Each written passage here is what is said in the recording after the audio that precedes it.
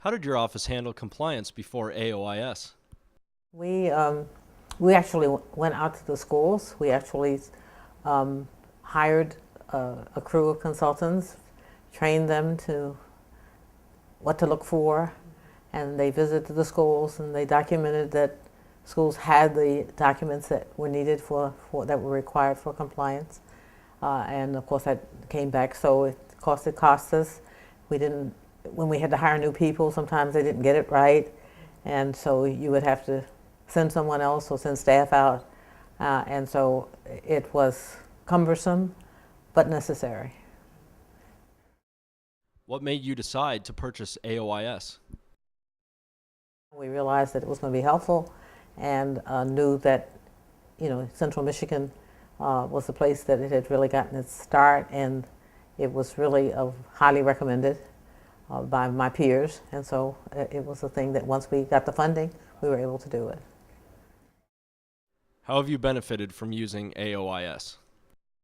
Well, for one thing, we don't have to have those consultants. However, it does mean that staff has to check what is submitted into AOIS to be sure that it's complete, but that's a little different job from having to hire other people to go out and do it or to send staff out to do it.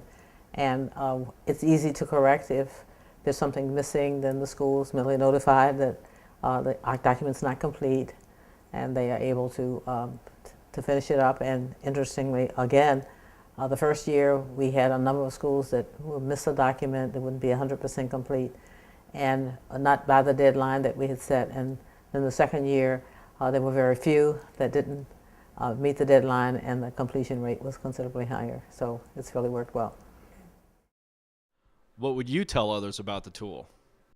Well, I think that if you have any number of charter schools, that you will profit from having such a system, because it means that you can gather data accurately. You can make sure that the compliance, we use it specifically for compliance. So that's been a good thing. How has support and services from corporate computer been?